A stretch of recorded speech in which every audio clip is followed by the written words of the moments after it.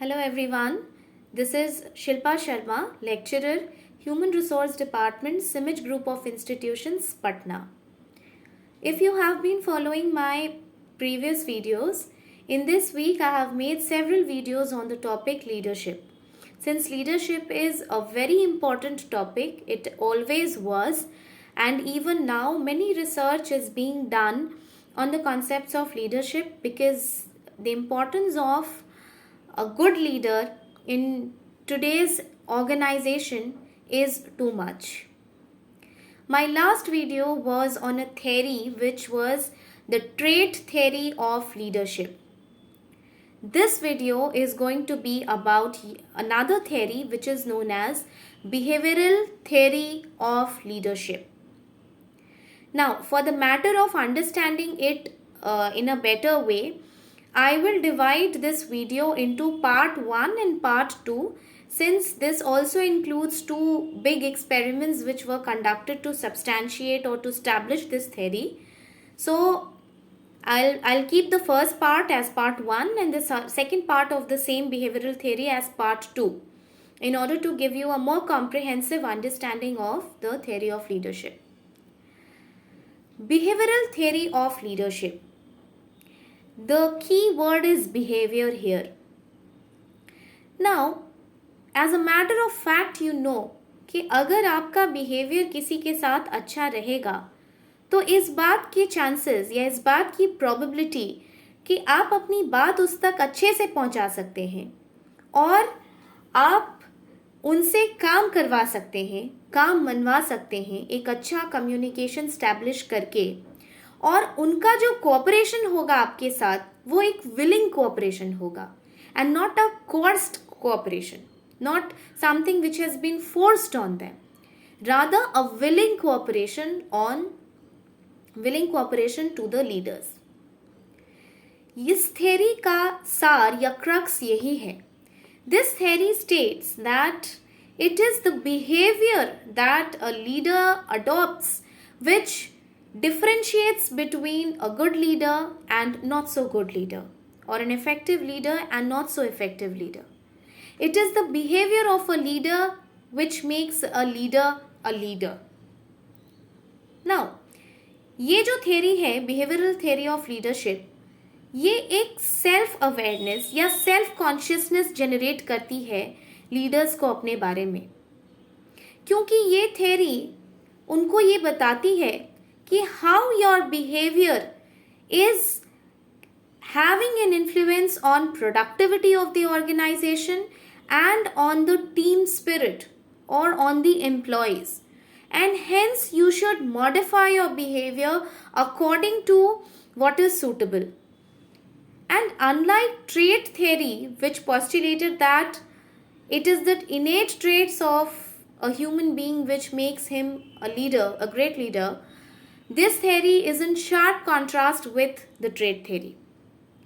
This theory believes that though these behaviors, the different behaviors of a leader are imperative in making him a leader, but these behaviors can be learned, these behaviors can be acquired, observed and learned through observing others. So these can be taught and acquired.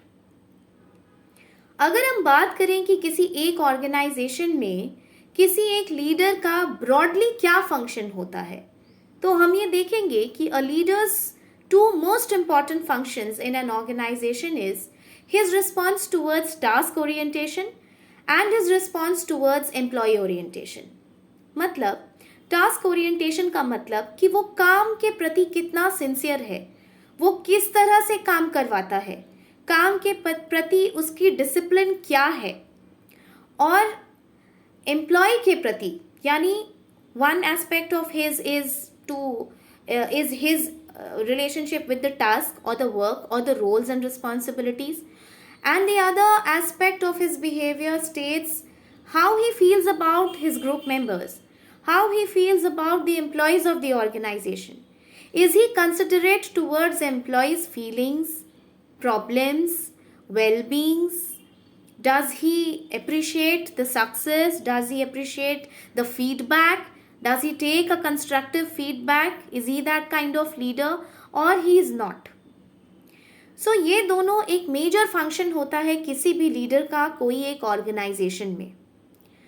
Behavioural theory को establish करने के लिए 2 बड़े experiments किए गए.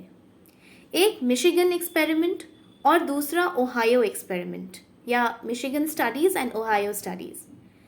Michigan studies में एक leader का जो प्रोडक्शन सेंटर्ड बिहेवियर है उसको देखा गया. प्रोडक्शन सेंटर्ड यानी टास्क सेंटर्ड, काम के प्रति उसका क्या रवैया है. एंड सेकेंड एम्प्लॉय सेंटर्ड यानी एम्प्लॉय के प्रति उसका क्या रवैया है. इसी दोनों स्टाइल को लेकर के मिशिगन स्टडीज पूरी कंप्लीट की गई. ये देखा गया कि जो टास्क सेंटर्ड लीडर हैं वो बहुत स्ट्रिक्ट होते हैं. They are very strict. They stick to the rules and regulations and the employees are evidently treated just like a tool to complete the work. ऐसे लीडर्स का पूरा ध्यान सिर्फ काम खत्म करने पे रहता है, चाहे वो जैसे भी हो. इसलिए एम्प्लॉयज़ को एक टूल की तरह, एक सामान की तरह यूज़ किया जाता है काम खत्म करने के लिए. बहुत स्ट्रिक्ट रूल्स एंड रेगुलेशंस होता है और इस रिजिडिटी में ही काम किया जाता है. लेकिन जो लीडरशिप स्टाइल एम्प्लॉय सेंटर्ड थी, यानी वो ये देखती थी कि एम्प्लॉय कैसा फील कर रहा है, how is the employ feeling. He used to take good care of the employ well being. The success of an employ was celebrated by substantiating it with rewards. तो ऐसी चीज़ें जब एम्प्लॉय के साथ की जाती हैं, क्योंकि ऐसे लीडर्स ये मानते हैं कि अगर हम एम्प्लॉय के साथ कोऑपरेशन का सेंस डेवलप करेंगे तो उससे टीम स्पिरिट बढ़ेगी और कोई भी प्रॉब्लम आने पे एम्प्लॉय खुद उसका सॉल्यूशन ढूंढ के निकालेंगे. The leader does not have to pay much attention to that. So it is this way to get the work done. Ohio studies का कुछ क्रिटिसिज्म भी था. क्रिटिसिज्म ये कि सिर्फ 2 स्टाइल ऑफ लीडरशिप चूज़ की गई, या ईदर प्रोडक्शन सेंटर्ड और टास्क सेंटर्ड.